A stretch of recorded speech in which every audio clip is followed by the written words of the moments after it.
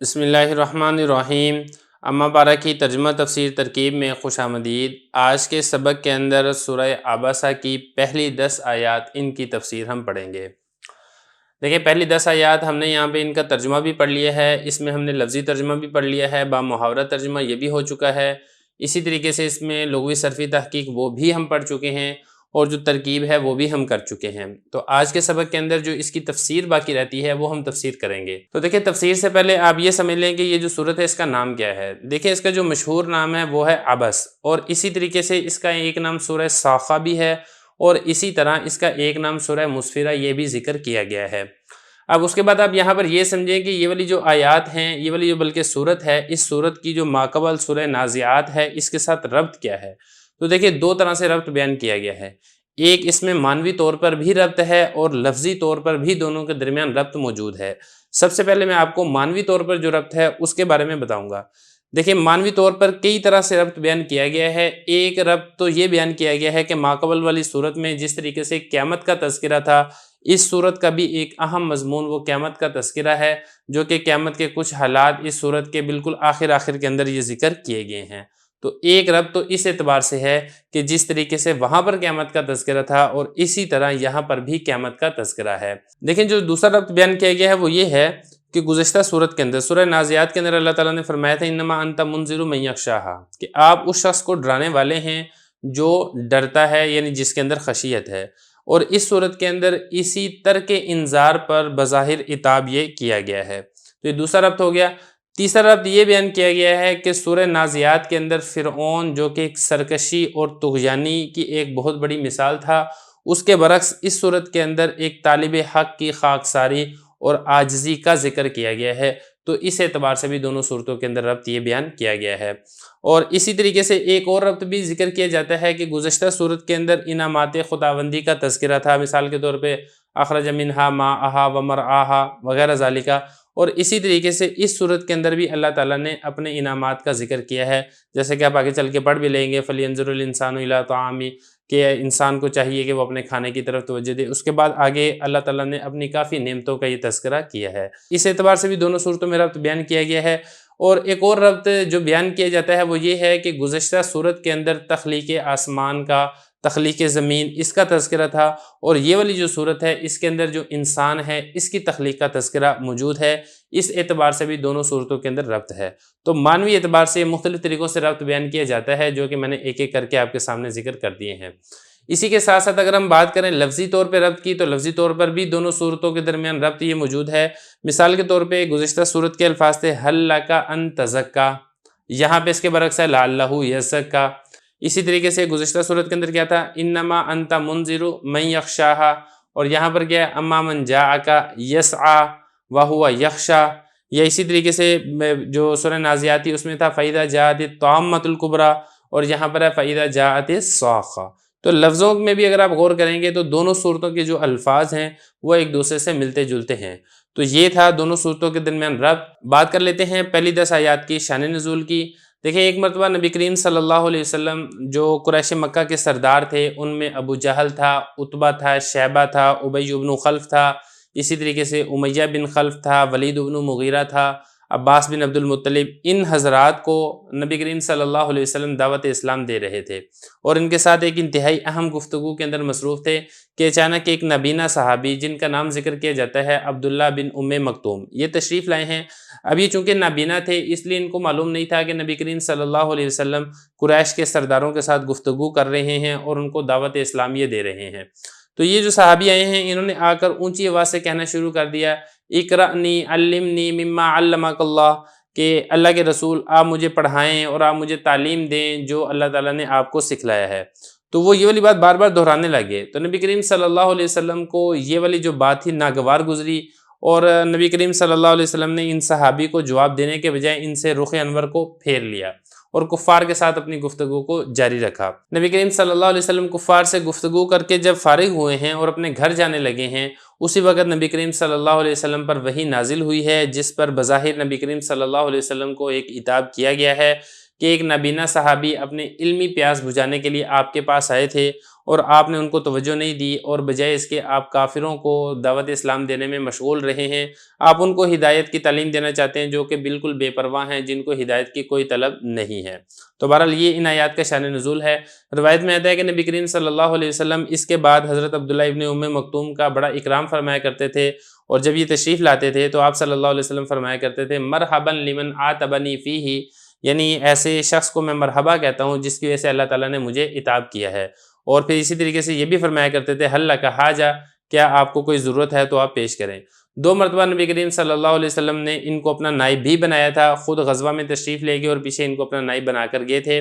روایت میں آتا ہے کہ قادسیہ کی جنگ جو کہ حضرت عمر فاروق رضی اللہ عنہ کے دور کے اندر ہوئی تھی، اس جنگ کے اندر یہ جو صحابی تھے حضرت عبداللہ ابن ام مکتوم رضی اللہ عنہ یہ شہید ہو گئے تھے۔ تو بہرحال یہ ان آیات کا شان نزول ہے۔ اب چلتے ہیں ان آیات کی تفسیر کی طرف۔ عبس وتولی، منہ بنایا اور رخ انور کو یہ پھیرا۔ نبی کریم صلی اللہ علیہ وسلم کو بظاہر یہ عتاب کیا جا رہا ہے کہ آپ نے اپنے چہرے مبارک کے اوپر تیوری چڑھائی ہے، اور ایک نابینا مسکین آدمی جو کہ نہایت طلب سعدی کے ساتھ آپ کے پاس حاضر ہوا تھا، آپ نے اپنے چہرے کو اس سے پھیر لیا۔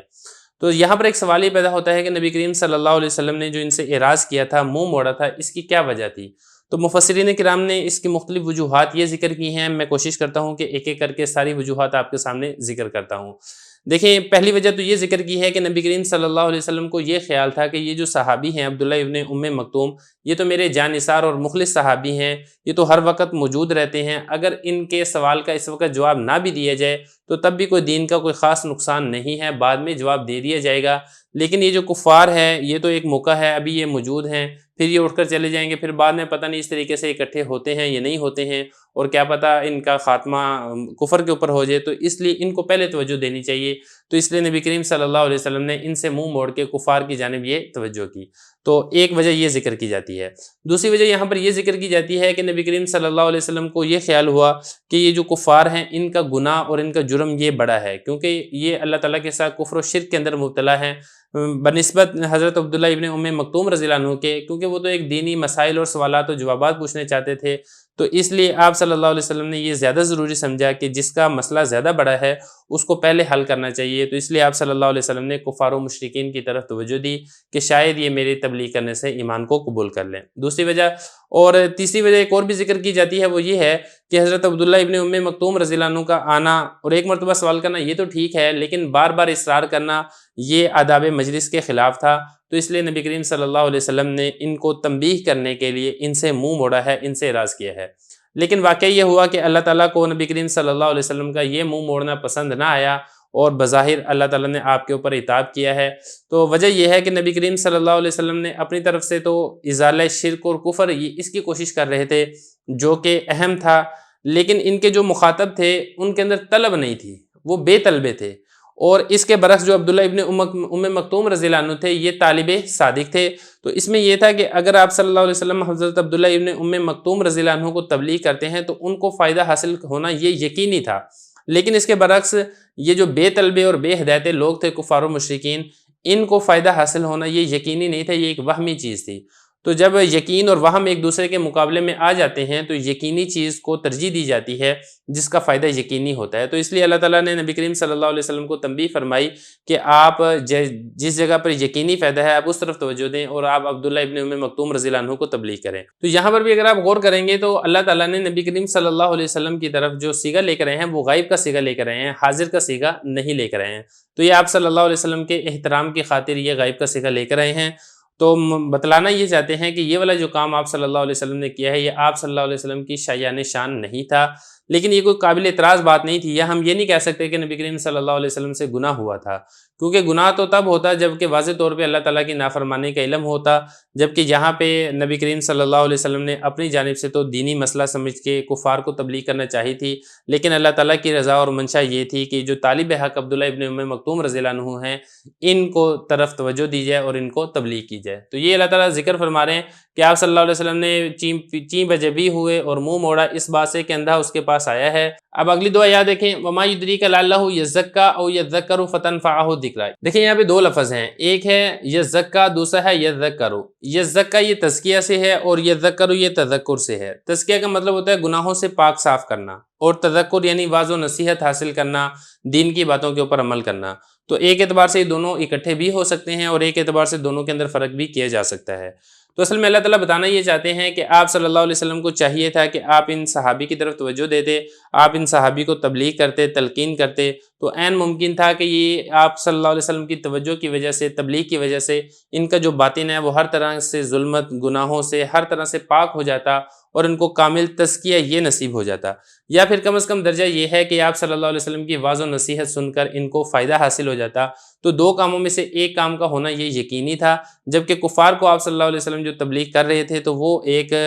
گمانی چیز تھی، ممکن تھا وہ ہدایت قبول کرتے، ممکن تھا وہ ہدایت قبول نہ کرتے، تو اس لیے یقینی کام کو اختیار کرنا چاہیے تھا۔ اور اس کے اندر ایک اور سبق یہ بھی ملتا ہے کہ جب دو چیزیں ایک دوسرے کے مقابل میں آ جائیں، ایک ہے مسلمان کو تعلیم دینا اور اس کی دلجوئی کرنا، اور دوسری ہے غیر مسلم کو ہدایت دینے کے لیے ان کو تبلیغ کرنا، جب یہ دو چیزیں ایک دوسرے کے مقابل میں آ جائیں تو ارشاد باری تعالیٰ سے یہ والی بات ہمیں سمجھ میں آتی ہے کہ جو مسلمان کو جو تعلیم کرنا ہے، مسلمان کو جو تبلیغ دینا ہے، مسلمانوں کی جو دلجوئی کرنا ہے، مسلمانوں کی تعلیم و اصلاح کی جو فکر کرنا ہے، یہ غیر مسلم کو اسلام کے اندر داخل کرنے کی فکر سے زیادہ واضح اور زیادہ اہم چیز ہے، تو لہذا اس چیز کو اختیار کرنا چاہیے۔ اس سے ہمیں ایک اور فائدہ یہ بھی حاصل ہوتا ہے کہ جو علماء غیر مسلموں کو اسلام کی طرف مانوس کرنے کے لیے اور ان کے شبہات کو زائل کرنے کے لیے کچھ اس قسم کے کام کرتے ہیں جس سے مسلمانوں کے اندر تشویش پیدا ہو جاتی ہے، تو قرآنی ان آیات کے اعتبار سے یہ والی بات ہمیں سمجھ میں آتی ہے کہ مسلمانوں کی علم کی اصلاح کرنا اور مسلمانوں کے جو دلجوئی ہے اور ان کی تشویش کو دور کرنا یہ زیادہ مقدم ہے بجائے اس کے کہ غیر مسلموں کو آپ اپنے قریب کرنے کی کوشش کریں۔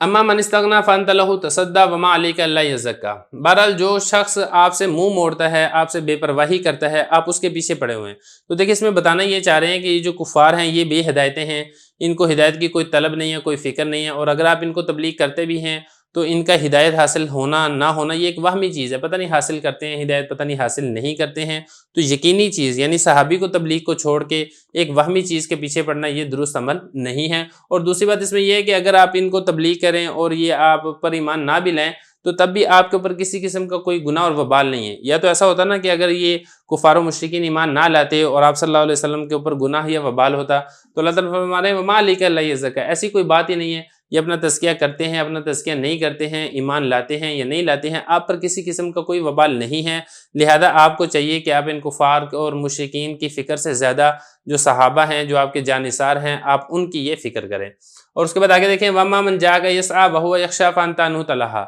تو بتانا ہی چاہ رہے ہیں کہ جو دین کی طلب کے اندر جو علم حاصل کرنے کی طلب میں دوڑتا ہوا آ رہا ہے اور وہ ڈر بھی رہا ہے، اس کے اندر خشیت الہی بھی ہے، تو آپ صلی اللہ علیہ وسلم کو اس کی طرف توجہ دینی چاہیے۔ تو اس میں ایک واضح طور پر یہ والی بات ثابت ہوتی ہے کہ جو علماء ہیں یا اسی طریقے سے جو دیندار طبقہ ہے ان کو اس چیز کی خاص طور پر فکر ہونی چاہیے کہ مسلمانوں کی تعلیم و تربیت کی جائے، ان کو پکا مضبوط مسلمان بنایا جائے، اور بجائے اس کے کہ غیر مسلموں کو اسلام کی دعوت دینی چاہیے۔ اس کا مطلب یہ نہیں ہے کہ غیر مسلموں کو اسلام کی دعوت نہیں دینی ہے، وہ بھی ایک دینی فریضہ ہے، لیکن بہرحال مسلمانوں پر توجہ دینا یہ اس سے زیادہ اہم اور ضروری کام ہے۔ تو بہرحال یہ ان آیات ہیں جن کی ہم نے آج کے سبق کے اندر تفسیر کر لی ہے۔ اب اس کے بعد جو اگلی آیات ہیں ان کے اندر بھی ہم اسی طریقے سے چلیں گے کہ لغوی صرفی تحقیق ہوگی، ترکیب ہوگی اور اس کے بعد ان کی تشریح اور تفسیر ہوگی۔